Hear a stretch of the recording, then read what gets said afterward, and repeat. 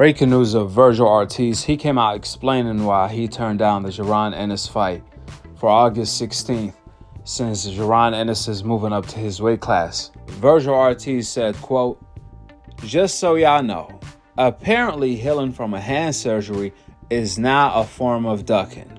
Laughing emoji. Anything to fit the narrative. Additionally, Vergil actually posted the scar of his surgery that he just got done. So without a doubt, that ain't no ducking. If you are healing from a surgery, then that's not a duck. Jaron Ennis is going to have to find another opponent. And guess what? The IBF champion is there. We already know. When it came to Jaron Ennis at 147, he won the IBF title because Crawford vacated the title. So he can easily move up to 154 and force the IBF champion to fight him. And I don't think Bekram has any problem to face Jaron Ennis next. Only time will tell. Now, we all know 154 is one of the deepest divisions in boxing, and it has always been. There's always fighters there that don't get the recognition. You see, as of late, 135, the lightweight division, has been the most packed division as of late, which forced Lomachenko to retire, since he didn't want any smoke with these black American fighters. But when it came to the welterweight division, for the most part, the welterweight division has always been a packed division until Crawford moved up. That's when all of a sudden the talent dried out at 147. Porter retired, Spence is no longer fighting, Crawford moved up, Thurman moved up and he's inactive, Danny Garcia moved up and lost. You get the picture here.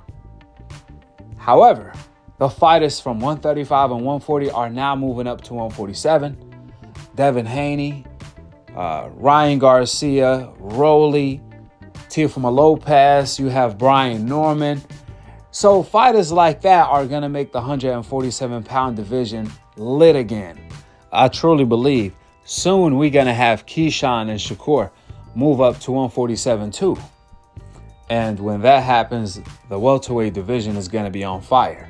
But 154 though, right now there's a lot of decent fighters there. Fundora, Madrimov, Vergil Ortiz, Bekram, Lubin, and fighters like that. Without even mentioning Jamel Charlo, since we don't know his status of coming back to 154.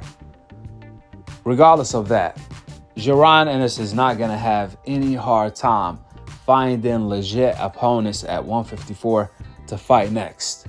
So it's going to be really interesting to see who Jaron Ennis fights next. I mean, when you turn down 15 to 20 million to fight the likes of Devin Haney and Teofimo Lopez, man, it gotta make sense at 154 for Jaron Ennis. The biggest fight at 154 is obviously Vergil Ortiz for Jaron Ennis at the moment in time. However, he's dealing with a surgery recovery. So we're not going to see Jaron Ennis versus Vergil Ortiz to sometimes next year. And that's fine, as long as the fight comes to fruition.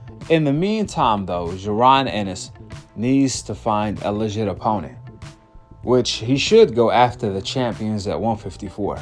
We all know Fundora is not going to fight Jaron Ennis. He's going to avoid Jaron Ennis just like he avoided Crawford and even his other mandatory recently. Also, Fundora is fighting Tim Tszyu. In fact, Fundora just vacated his WBO title to avoid his mandatory Zaire. So it's a possibility we can see Boots versus Zaire for the WBO vacant title. However, a lot of politics are involved, and I'm not sure if Boots can make that happen since Bob Arum doesn't have Jaron Ennis part of the plan. And we all know Top Rank and Bob Arum have their hand on the WBO. They got some type of control. So I just can't see Bob Arum putting his fighter in there against Boots to fight for the vacant title. Therefore, that only leaves Jaron Ennis with only one name, one champion, really the best fighter at 154. You see, Vergil might be the biggest commercial fight for Boots at 154. However, as far as the biggest threat, the best legacy fight at 154, The best fighter at 154 at the moment in time is, without a doubt, Bekram. That's who Jaron Ennis needs to be going after, since that will be the biggest statement he can make at 154 at the moment in time. With that being said, go ahead and drop your thoughts in the comment section below, subscribe below, and to be continued on the next episode of Akhi, Aug TV. Peace out. Wa alaikum assalam wa rahmatullahi wa barakatuh.